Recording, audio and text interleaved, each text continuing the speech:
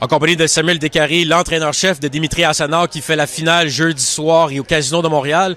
Samuel, quand on regarde Assanor parmi les boxeurs de l'écurie, on n'a peut-être pas connu encore autant Assanor que d'autres noms qu'on va reconnaître en action.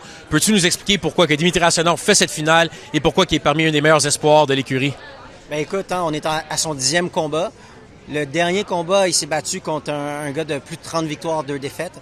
Là, il se prend contre un gars de 35 victoires, 5 défaites. Un gars, son adversaire s'est battu contre les meilleurs de la division. Ça va être un bon baromètre à savoir ce que ça prend pour aller en championnat du monde rapidement. Dimitri Assanor, c'est quelqu'un qui a un gros bagage amateur, 2 fois olympien. Il a gagné les championnats du monde militaire en boxe amateur. Donc, il a un bagage incroyable. Maintenant, on est à peaufiner la transition entre la boxe amateur et la boxe professionnelle. Mais tout laisse à croire qu'il va pouvoir être champion du monde dans un futur pas si lointain. Peux-tu nous parler aussi par rapport à sa préparation, plusieurs boxeurs aux alentours du même poids ou même 137 jusqu'à 147 livres au gymnase de Marc Ramsey, parmi lesquels que tu fais partie. Donc, est-ce que tu peux nous dire un peu qui sont les autres noms de la carte qui ont mis les gants avec Dimitri Assanor? Ben, si on regarde juste sur la carte, il a mis les gants avec John Orobio, bien entendu, Chris Guerrero. Il a mis les gants aussi avec qui d'autre il a mis les gants? Wyatt Sanford. On a une belle profondeur. Il y a Luis Santana qui sera pas de la carte, mais avec qui on a mis les gants aussi.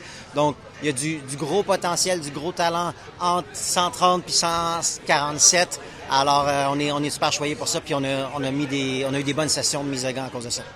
On a très hâte au gala de jeudi soir, mais également, il faut quand même parler des nouvelles des derniers temps parce que tu en fais partie de l'équipe de Christian Mbili qui est constamment au gymnase, probablement le plus gros nom ici au Québec présentement parmi les aspirants au titre mondial.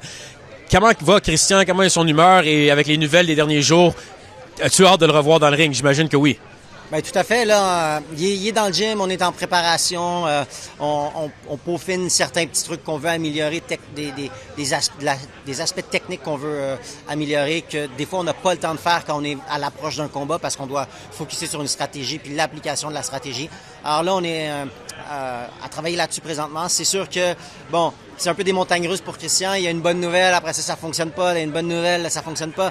Donc pour lui, au niveau du moral, là, ça fait un petit peu les montagnes russes, mais c'est quelqu'un qui est fort mentalement. C'est pas pour rien qu'on l'appelle solide. Donc, il est fort mentalement, puis il attend juste que le téléphone sonne pour pouvoir aller à 100% dans son camp d'entraînement.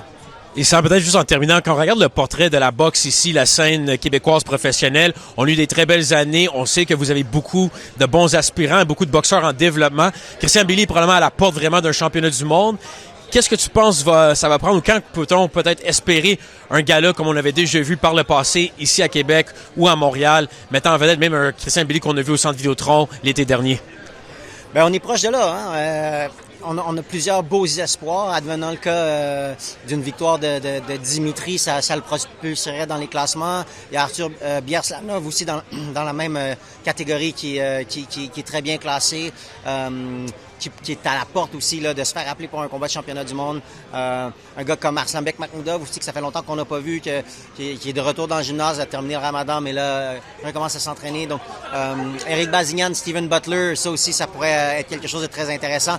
Donc, il y a vraiment, comme je l'ai dit tantôt, une belle profondeur au sein de l'écurie qui pourrait permettre de faire un super gala.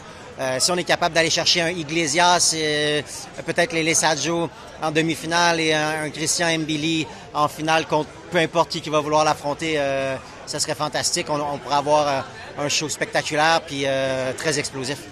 Ça, on va commencer avec le gala de jeudi soir.